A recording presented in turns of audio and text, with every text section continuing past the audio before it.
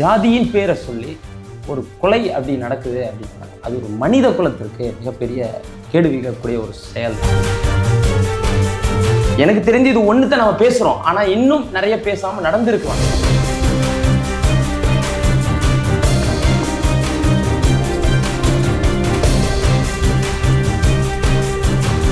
இந்த ஆட்சி அந்த மாதிரியான ஆணவ படுகொலைக்கு என்ன மாதிரி முடிவுகள் எடுக்குது? அந்த காரணத்தினால தான் சொல்றேன், இதை நாம கொலை இல்லை. இந்த மாதிரி சம்பவங்கள் தயவு செய்து இனிமேல் தமிழகத்தில் நடக்காதுன்னு நம்புறோம். ஆனாலும் ஒரு சம்பவம் நடந்துட்டே இருக்கு. இது இந்த பெல்ட்டு, அது இந்த ஜாதிக்கான பெல்ட்டு, இது இந்த ஏரியாக்கான பெல்ட்டு. எல்லா ஜாதியில எல்லா நல்லவர்கள் கெட்டவர்கள் கலந்துருக்கிறாங்க. முதல் கட்டமாக உடனே நம்ம பிசிஆர் ஆக்ட்னு சொல்லுவோம், அதெல்லாம் பண்ண மாட்டாங்க.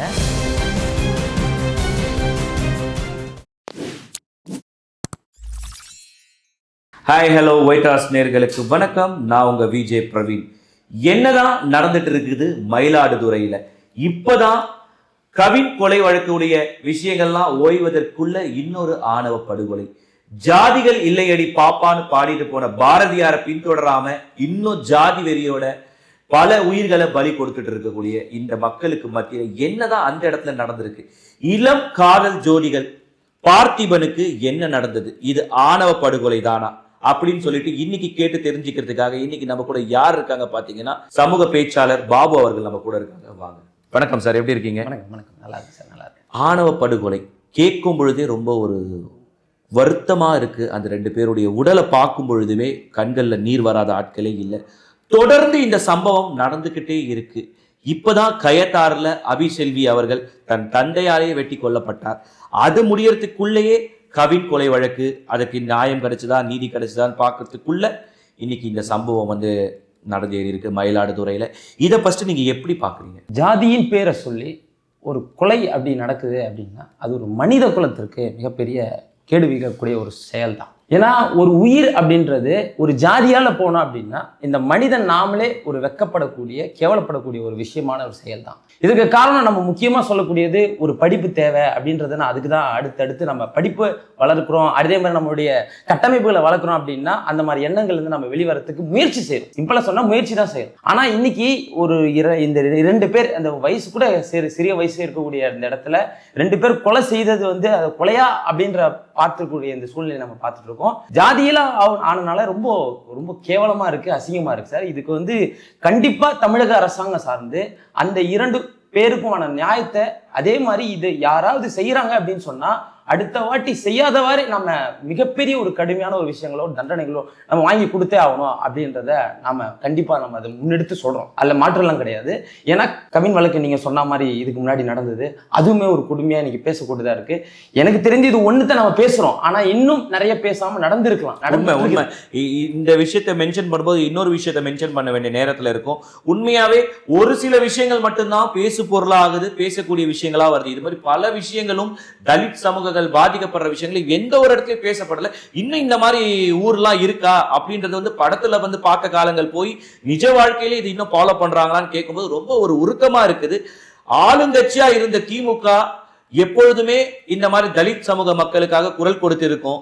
இந்த சமயம் எதிர்கட்சியா இருந்துகிட்டு அமைதி காக்கக்கூடிய காரணம் என்ன? திமுக தலித் சமூகத்துக்கு உண்மையாவே அவங்க பேசுறாங்க அப்படின்னா இந்த மாதிரி சம்பவங்கள் ஒரு பயத்தை கொடுத்துருக்கும். அது செய்யக்கூடாதுன்னு செஞ்சுருக்கும். பட் ஆனால் ஒவ்வொரு சமயமும் அரசியலை ஜாதியின் அடிப்படையில் பிரிக்கிறதும் பார்க்குறதும், இன்றைக்கும் நம்ம சென்னையை உட்பட்டு கொஞ்சம் தாண்டிட்டோம் அப்படின்னா எல்லா ஊர்கள்லையும் ஜாதியை பற்றி பேசக்கூடியதும் இன்றைக்கும் நம்ம பார்த்துட்டு தான். அதுக்கு காரணம் அந்தந்த ஏரியாவில் ஜாதியின் அடிப்படையில் உருவாக்கி, அதே மாதிரி இவர்கள் மேலே இவர்கள் கீழே அப்படின்ற அந்த எண்ணத்தை உண்டாக்கி வச்சிருக்கிறோம். அப்படின்றத சரி பண்ணுறதுக்கு தான் நாம் எல்லாரும் ஒரே இந்துக்கள் நாம் எல்லாமே ஒன்றா இருக்கணும், நம்ம கீழே மேலன்னு பார்க்க கூடாது அப்படின்றத நம்ம விளக்குறோம், சொல்றோம். ஆனாலும் கூட அந்த கட்டமைப்புக்குள்ள அந்த ஏரியாவுக்குள்ள அது நடக்கிறத நம்ம பார்த்துட்டு இருக்கோம். திமுக இன்னைக்கு இல்லை, என்னைக்குமே இந்த விஷயங்களை அது முன்னெடுத்து பேசுற மாதிரி தெரியும். ஆனா எந்த செயல்பாடுமே அதுல இருக்கவே இருக்காது. இப்ப கூட மதிப்புக்குரிய திருமாவளவன் ஐயா அவர்கள் இப்போ புது கட்சி கூட கூட்டணி வச்சிருக்காரு அப்படின்றதுனால இந்த மாதிரி விஷயங்கள் விஜய் அவர்கள் முதலமைச்சர் ஐயா அவர்கள் வந்து இதை எப்படி முன்னெடுக்கிறார்ன்றத பார்த்தா இவருடைய முகமும் எப்படி அப்படின்றத இந்த வழக்கின் மூலமா நம்ம தெரிஞ்சுக்கலாம் அப்படின்றத கண்டிப்பா நீங்க பார்க்கணும். காத்திருந்துதான் இந்த சம்பவத்தையும் பார்க்கணும். அதே மாதிரி சொல்றாங்க அவங்க எப்படி குரல் கொடுக்குறாங்க, எந்த மாதிரி விஷயங்களை வந்து அடுத்தடுத்து சட்டங்கள் எப்படி பாயுது அப்படின்றத வச்சு நம்ம கண்டிப்பா இந்த முடிவுகளை நம்ம எடுக்கணும். இல்ல இப்ப முதல் கட்டமா பாத்தீங்கன்னா பெண் வீட்டு சைட்ல இருந்து 5 பேரையும் அந்த ஆண் வீட்டு பார்த்திபன் வீட்டுல இருந்து கொடுத்த கம்ப்ளைண்டின் அடிப்படையில பாத்தீங்கன்னா அந்த பெண்ணுடைய அப்பாவை கைது செஞ்சிருக்காங்க, மற்ற உறவினர்களை கைது செஞ்சிருக்காங்க. இது முழுக்க முழுக்க இது ஒரு கொலையா இல்ல இது வந்து உண்மையாவே அவங்க 2 பேரை எடுத்த முடிவான்றது எப்ப வெளிவரும்ன்றது திருப்பு முனையா இன்னும் அமையாத ஒரு இடத்துல இருக்கு. காரணம் பாத்தீங்கன்னா ஒரு சின்ன கீற்றுக்கோட்டைக்குள்ளதான் இவங்க 2 பேரும் வந்து சடலமா மீட்கப்பட்டிருக்காங்க. நீங்க அந்த வீடியோ பாத்தீங்களா இல்ல எனக்கு தெரியல. அவங்க 2 பேர் தரையில தான் அவங்களுடைய கால் நிக்குது. எப்படி தூக்கு போட்டு அவங்க உயிர் பிரிஞ்சது எனக்கு தெரியல. பட் ரீசெண்டா அவங்க போலீசார் நடத்திய ஆய்வுல என்ன சொல்லியிருக்காங்கன்னா அவங்க தூக்கு மாட்டிக்கிறதுக்கு முன்னாடி விஷம் குடிச்சிருக்காங்க அப்படின்னு சொல்லியிருக்காங்க. இது எந்த விதத்துல உண்மை, இது அவர்களே குடித்தார்களா இல்லை அவர்களை குடிக்க வைத்தார்களா என்றது காவல்துறை தான் வந்து சொல்லணும். கண்டிப்பா இந்த மாதிரி கொலையில வந்து நம்ம உறுதியா வந்து இது வந்து அவங்களா இறந்திருப்பாங்க இல்லை அவங்களா தூக்கு மாட்டி கொண்டிருப்பாங்க அப்படின்றத நம்ம முன்னெடுக்க முடியாது. ஏன்னா வந்து இது ஜாதி சம்பந்தப்பட்ட விஷயங்கள் உள்ள வரனால அந்த மாதிரி சம்பவங்களை வந்து இந்த மாதிரி 2 பேர் காதலிக்கிறாங்க அப்படின்னும் போது வீட்டினுடைய எதிர்ப்பு வந்து ஒவ்வொரு விதமா அவங்களுடைய மனநிலைமைக்கு ஏற்ற மாதிரி, மனத்தன்மைக்கு ஏற்ற மாதிரி, பெற்றோர்களுடைய அந்த எண்ணத்துக்கு ஏற்ற மாதிரி, அவங்களுடைய வளர்ப்புக்கு ஏற்ற மாதிரி அந்த பெண்ணை வந்து வேறு ஜாதியில் நம்ம கொடுத்துறோம் அப்படின்னா அந்த பெண்ணே வேணான்னு சொல்லும் பொழுது அப்போ இந்த மாதிரி சம்பவங்கள் கூட நடக்கிறதுக்கு ஊர்பட்ட வாய்ப்புகள் நாம பார்க்க முடியுது. ஏன்னா இது வந்து அந்த சிந்தனை. பட் என்ன இருந்தாலும் அவங்க கொஞ்சம் சிறு வயதா இருக்கிற அப்படின்றனால அவங்களுக்கு 2 மனநிலையும் இருக்கலாம், பார்க்கலாம். ஏன்னா வந்து சின்ன வயசுல வந்து காதலிக்கும் போது நம்ம 2 பேர் சேர்த்து வைக்க மாட்டாங்களோ, இருக்க மாட்டாங்களோ, வீட்டுல பிரிக்கிறாங்களோ அப்படின்ற மாதிரி அந்த மனநிலைக்கு கொண்டு வர மாட்டாங்க. அப்படி இல்லைனாலும் யாரோ ஒருத்தர் காப்பாத்திருக்கலாம். அந்த முடிவு ஏத்துக்கலாம். பட் ஆனா முதல் கட்ட விசாரணை இல்லைன்னு சொன்னாங்க. தொடர்ந்து இவர்களுடைய காதலுக்கு வந்து 2 வீட்டாருக்கு நடுவே பெரிய போராட்டமே நடந்துட்டு அந்த காரணத்தினால தான் சொல்றேன், இதை நாம கொலை இல்லை அப்படின்ற முடிவுக்குள்ள வர முடியாது.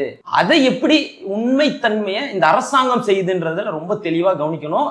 ஏன்னா முதல் முறையா நம்ம 2 ஆட்சி இல்லாம புது ஆட்சி வந்திருக்குது. இந்த ஆட்சி அந்த மாதிரியான ஆணவ படுகொலைக்கு என்ன மாதிரி முடிவுகள் எடுக்குது, இதனுடைய குரல்களும் வெளிப்பாடுகளும் எப்படி இருக்கும்ன்றத பொறுத்துதான் பார்க்கணும்னு சொல்ல வரீங்க. பொறுத்து பார்க்கணும். அதே சமயத்துல இந்த மாதிரி சம்பவங்கள் தயவு செய்து இனிமேல் தமிழகத்தில் நடக்காதுன்னு நம்புறோம். ஆனாலும் ஒரு சம்பவம் நடந்துட்டே இருக்கு. இதுக்கான என்ன மாதிரி கடுமையான தீர்வு இருக்கு, இல்ல என்ன மாதிரி நம்ம பயம் கொடுக்கக்கூடிய சூழ்நிலை இந்த மாதிரி எல்லாம் நடக்கக்கூடாது அப்படின்றதுக்கு இருக்குது அப்படின்றத என்ன முன்னெடுக்கிறாங்கன்றத நம்ம தொடர்ந்து இந்த மாதிரி சம்பவங்கள் குறிப்பிட்டத்தக்கக்கூடிய ஒரே இடத்துல நடக்குது, அந்த சுற்று வட்டாரங்கள்ல மட்டும் தான் நடக்குது அப்படின்னும் பொழுது இதற்கு முக்கியமான காரணம் என்ன? அந்த பகுதியில் இருக்கக்கூடிய ஒரு சமூகத்தை சேர்ந்தவர்களுடைய பிரியாரிட்டி, அவங்களுடைய மெஜாரிட்டி தான் இதுக்கு காரணமா? ஏறத்தாழ அப்படின்னு தான் நம்ம சொல்ல முடியுது. ஏன்னா ஒரு இடத்துல வந்து இது இந்த பெல்ட், அது இந்த ஜாதிக்கான பெல்ட்டு, இது இந்த ஏரியாக்கான பெல்ட்டு. இன்றைக்கும் நம்ம வந்து காலனி அப்படின்னு சொல்லக்கூடிய அந்த தெருக்களில் போக முடியாத சுச்சுவேஷன் இருக்குது அப்படின்னு நாம் உண்மையில நம்புகிறோம். ஏன்னா சென்னையை தாண்டி உள்ளே போகும்போது சில ஏரியாக்கள் நடக்குது. அங்கேயும் எல்லா நல்லவர்கள், எல்லா ஜாதியில எல்லா நல்லவர்கள் கெட்டவர்கள் கலந்துருக்கிறாங்க. அவங்களுடைய மெச்சூரிட்டி, அவங்களுடைய தன்மைக்கு ஏற்ற மாதிரி, அவங்களுடைய வளர்ப்புக்கு ஏற்ற மாதிரி, இல்லை அவங்க வீட்டில் எப்படி வளர்க்குறாங்கன்றதுனால. அதனால தான் நம்ம முக்கியமாக படிப்பு படிக்கணும் அப்படின்னு சொன்னோன்னா ஆட்டோமேட்டிக்காக அவங்களுடைய சிந்தனைகள் சிதறல்கள் எல்லாம் வந்து ஒரு கூட்டுக்குள்ள இல்லாமல் ஒரு பறந்துபட்டு இருக்கும்போது இதை வந்து எந்த கண்ணோட்டத்தில் பார்க்கணும், இதில் இது எப்படி சரி செய்யணும், இல்லை இது காதல் திருமணமாக இருந்தால் அது எப்படி அவங்களுக்கான புரிதலை நம்ம உண்டாக்கணும் அப்படின்ற ரேஞ்சுக்கு நம்ம கொண்டு போகலாம். ஆனால் இந்த மாதிரி கட்டமைப்புலேருந்து இவங்க எப்படி வெளியே கொண்டு வர்றது, அதுக்குன்னு சொல்லி எல்லா கட்சிகளும் முயற்சி பண்ணுறாங்க. அந்த கட்சி முயற்சி பண்ணாலும் கூட அந்த ஏரியாவில் ஜாதிகள் அடிப்படையில் ஓட்டு விகிதம் இருக்குது அப்படின்றனால அந்தந்த இடத்துல இவங்க சமரசம். இன்னைக்கும் திமுக பேசல, நம்ம அதை ஏன் பேசுறோம் அப்படின்னா ஒருவேளை எந்த ஜாதி பண்ணா அவங்களுக்கு என்னமோ தெரியுதா, இல்ல என்ன விஷயம் நடந்திருக்கும் அவங்களுக்கு ஏதாவது புரியுதான்னு தெரியல, இல்ல இப்படி பேசினா நமக்கு இங்க பாதிப்பு ஏற்படுமா அப்படிலாம் நினைக்கிறாங்களா? அப்படிலாம் நினைக்க கூடாது.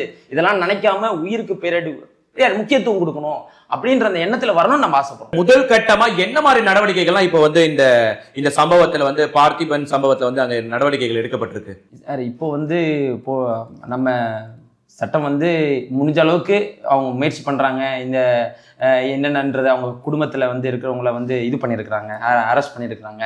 தொடர்ந்து மயிலாடுதுறையை சேர்ந்த இந்த காதல் ஜோடிகளுடைய மரணத்துல நீடிக்கக்கூடிய மர்மம், இது உண்மையாகவே கொலையா இல்ல ஆணவ படுகொலையா? என்ன மாதிரி வழக்குகள் இப்ப பதியப்பட்டிருக்கு முதல் கட்டமா. முதல் கட்டமா உடனே நம்ம வந்து பிசிஆர் ஆக்ட்னு சொல்லுவோம், அதெல்லாம் பண்ண மாட்டாங்க. அதனுடைய ஆராய்ந்து தன்மையை கொண்டு. ஆனா ஜாதியை பத்தி தான் பேசினாங்க, அதை ஏன் மையம் கொண்டாங்கன்னு சொல்லிட்டு பார்த்திபனுடைய வீட்டுல இருந்து சொல்லியிருக்காங்க காவல்துறை கிட்ட. இல்ல அது சொல்லக்கூடியது தான், நம்ம இல்லைன்னு சொல்ல வரல. இருந்தாலும் அதன்படி போடணும் அப்படின்னு உடனே பண்ண மாட்டாங்க. அதுக்கான விசாரணைகள் நமக்கு, ஏன்னா அது வந்து ரொம்ப முக்கியமான ஒரு சட்டம். அது வந்து உடனே நம்ம பாயக்கூடிய சுச்சுவேஷன் ஏற்படாது.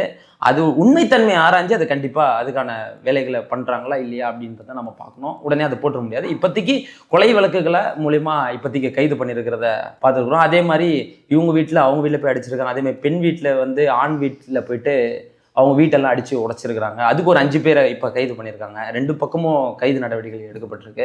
இதனுடைய மக்கள் வந்து இதை எப்படி பார்க்குறாங்க இது, ஆனால் வந்து இந்த வாட்டி ஃபஸ்ட்டு இந்த எப்படி போயிட்டுருக்கு இந்த அரசாங்கம் வந்து இந்த வழக்கை எப்படி கொண்டு போகிறாங்க, இது உண்மைத்தன்மையாக கொண்டு போகிறாங்களா இல்லை முக்கியத்தன்மையாக கொண்டு போகிறாங்களா இல்லை மக்களுக்கு புரியும்படியாக பண்ணுறாங்களான்றதை நம்ம பார்த்தோம் அப்படின்னா, இந்த மாதிரி எந்த கொலை நடந்தாலும் பரவாயில்ல, ஒரு நல்ல விஷயங்கள் வந்து நடக்கும், இந்த மாதிரி நடக்காது அப்படின்ற முறையை நம்ம முடிவு பண்ணலாம் சார். அதுக்கு முன்னாடி வந்து நம்ம எந்த முடிவும் எடுக்க முடியாது. ஃபுல் விசாரணை இருக்கணும். அந்த விசாரணையில் நேர்மைத்தன்மை இருக்கணும். அந்த விசாரணையில் முக்கியமாக நேர்மைத்தன்மை, அதில் ஜாதி அடிப்படையில் இருக்கக்கூடாது.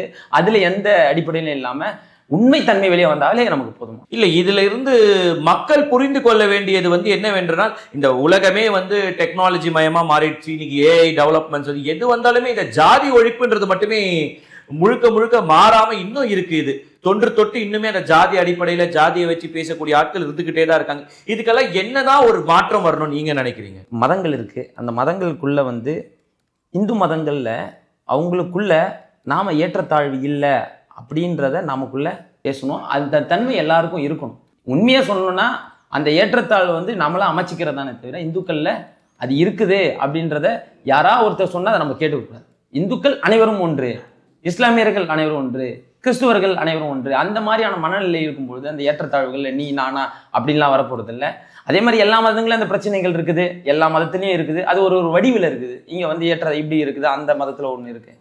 இதெல்லாம் வந்து நம்மளுடைய இதுதான், நம்ம எப்படி மூவ் பண்ணுறோம், எப்படி நம்ம சைக்காலஜியாக நம்ம எப்படி ஹேண்டில் பண்ணுறோம், அந்த புரிதல் இருந்தது அப்படின்னு சொன்னோன்னா நம்ம இதுலேருந்து வெளியே வர முடியும். அவ்வளோதான். ஆரம்ப காலகட்டத்தில் இந்த மாதிரி நிகழ்வுகள் நீங்கள் ஆரம்பத்தில் சொன்ன மாதிரி நிறைய விஷயங்கள், ஒரு சில விஷயங்கள் வெளியே வந்தாலும் ஒரு சில விஷயங்கள் வெளியில் வராமல் போயிருந்தது. பட் இன்னைக்கு டெக்னாலஜி மயமாயிடுச்சு. எல்லாருமே இன்னைக்கு இது பேசும் பொருளாக இருக்குது. இன்னைக்கு இன்ஸ்டாகிராமை திறந்தாகட்டும், ட்விட்டரை திறந்தாகட்டும், ஃபேஸ்புக்கில் இருந்து வாட்ஸ்அப் வரையும் இன்னைக்கு பேசும் பொருளாக இருக்குது இந்த பார்த்திபனுடைய மரணம். இது வந்து உண்மையாகவே காதலர்களுக்கு இழுக்கப்பட்ட ஒரு சாபமா இல்லை ஜாதியின் பெயரால் கொல்லப்பட்ட கொலையா அப்படின்ற தரப்புல பேசப்படுறாங்க. உண்மையாவே இது ரொம்ப ஒரு கண்டிக்கத்தக்க ஒரு விஷயமா தான் பார்க்கணும். இது பரிதாபமா 2 உயிர்கள் போயிருக்கு. இதை பார்க்கும் பொழுதே இன்னைக்கு ஒட்டுமொத்த மயிலாடுதுறையும் உறைந்து போய் நின்று இருக்கு. தொடர்ந்து இந்த மாதிரி சம்பவங்கள் நடைபெறாம இருக்கிறதுக்கு சமூகத்துல ஒரு மாற்றம் வேணும் அப்படின்றத இந்த நேர்காணல நாங்க பதிவு பண்றோம். உங்களை சந்திச்சதுல ரொம்ப சந்தோஷம். நன்றி சார்.